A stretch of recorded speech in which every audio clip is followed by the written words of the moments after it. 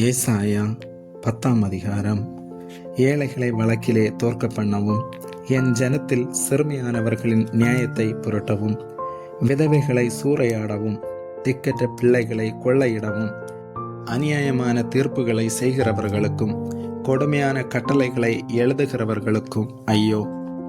விசாரிப்பின் நாளிலும் தூரத்திலிருந்து வரும் பால்கடிப்பின் நாளிலும் நீங்கள் என்ன செய்வீர்கள்? உதவி பெறும்படி யாரிடத்தில் ஓடுவீர்கள்?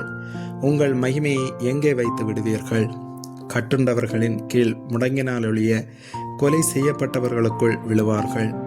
இவை எல்லாவற்றிலும் அவருடைய கோபம் ஆறாமல் இன்னும் அவருடைய கை நீட்டினபடியே இருக்கிறது.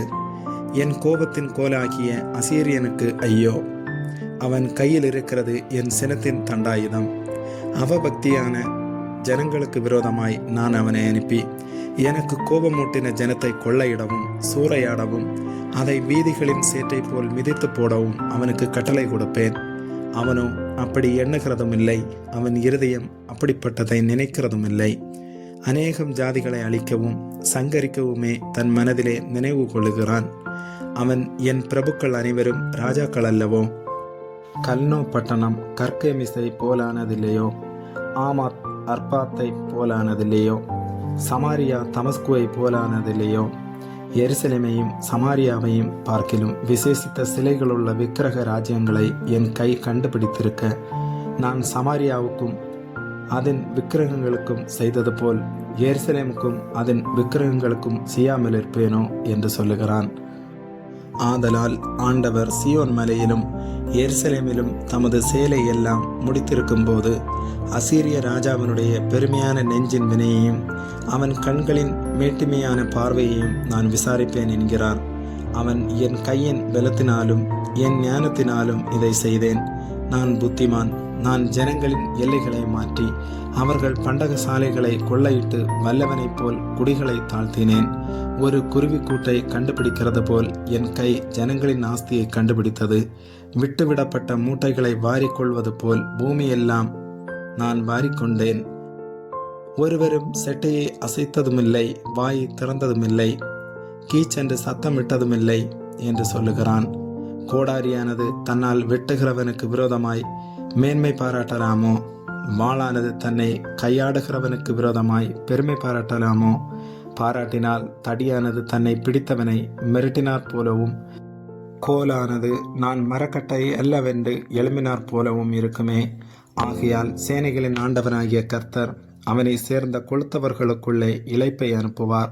பட்சிக்கும் அக்னியைப் போலும் ஒரு அக்னியை அவன் மகிமையின் கீழ் கொளுத்துவார். இஸ்ரவேலின் ஒளியானவர் அக்னியும் அதன் பரிசுத்தர் அக்னி ஜுவாலியுமாகி ஒரே நாளிலே அவனுடைய முட்செடிகளையும் நெரிஞ்சல்களையும் தகித்து பட்சித்து அவனுடைய வனத்தின் மகிமையையும் அவனுடைய பயிர் நிலத்தின் மகிமையும் உள்ளம் புறம்புமாய் அழிய பண்ணுவார். கொடி பிடிக்கிறவன் களைத்து விழுவது போலாகும். காட்டில் அவனுக்கு மீதியான மரங்கள் கொஞ்சமாயிருக்கும். ஒரு சிறு பிள்ளை அவைகளை எண்ணி எழுதலாம். அக்காலத்திலே இஸ்ரவேலில் மீதியானவர்களும் யாக்கோவின் வம்சத்தில் தப்பினவர்களும் பின்னொருபோதும் தங்களை அடித்தவனை சார்ந்து கொள்ளாமல் இஸ்ரவேலின் பரிசுத்தராகிய கர்த்தரையை உண்மையாய் சார்ந்து கொள்வார்கள். மீதியாய் இருப்பவர்கள் யாக்கோபில் மீதியாய் இருப்பவர்களை வல்லமையுள்ள தேவனிடத்தில் திரும்புவார்கள். இஸ்ரவேலே, உன் ஜனங்கள் சமுத்திரத்தின் மணலனைத்தனையாயிருந்தாலும் அவர்களில் மீதியாய் இருப்பவர்கள் மாத்திரம் திரும்புவார்கள். தீர்மானிக்கப்பட்ட அழிவு நிறைந்த நீதியோடு புரண்டு வரும். சேனைகளின் கர்த்தராகிய ஆண்டவர் தேசத்துக்குள்ளங்கும் தீர்மானிக்கப்பட்ட அழிவை வர செய்வார். ஆகையால் சீயோனில் வாசமாயிருக்கிற என் ஜனமே, அசீரியனுக்கு பயப்படாதே. அவன் உன்னை கோலால் அடித்து எகிப்தியரை போல் தன் தண்டாயுதத்தை உன்மேல் ஓங்குவான். ஆனாலும் இன்னும் கொஞ்ச காலத்துக்குள்ளே என் உக்கிரமும் அவர்களை சங்கரிக்கப் போகிறதினால் என் கோபமும் தீர்ந்து போம் என்று சேனைகளின் கர்த்தராகிய ஆண்டவர் சொல்லுகிறார். ஒரே கண்மலை அண்டையிலே மீதியானியர் வெட்டுண்டது போல் சேனைகளின் கர்த்தர் அவன் மேல் ஒரு சவுக்கை எழும்பி வர பண்ணி எகிப்திலே தமது கோலை கடலின் மேல் ஓங்கினது போல் அதை அவன் மேல் ஓங்குவார். அந்நாளிலே உன் தோளினின்று அவன் சுமையும் உன் கழுத்தினின்று அவன் நுகமும் நீக்கப்படும். அபிஷேகத்தினால் நுகம் முறிந்துவோம். அவன் ஆயாத்துக்கு வந்து மிக்ரோனை கடந்து மிக்மாசிலே தன் ரஸ்துக்களை வைத்திருக்கிறான். கணவாயை தாண்டி கோபாவிலே பாளையமிறங்குகிறார்கள். ராமா அதிர்கிறது, சவுலின் ஊராகிய கிபியா ஓடி போகிறது. காலிம் குமாரத்தியே, உரத்த சத்தமாய் கூப்பிடு. ஏழையான தோத்தே, லாயிஸ் ஊர் மட்டும் எட்ட சத்தமிட்டு கூப்பிடு. மத்மேனா வலசை வாங்கிப்போம். கேவிமின் குடிகள் தப்பி ஓட கூட்டம் கூடுகிறார்கள்.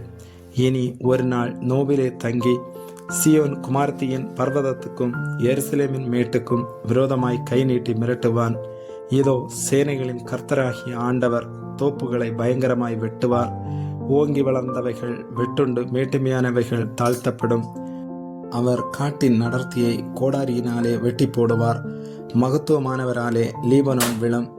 ஆமென்.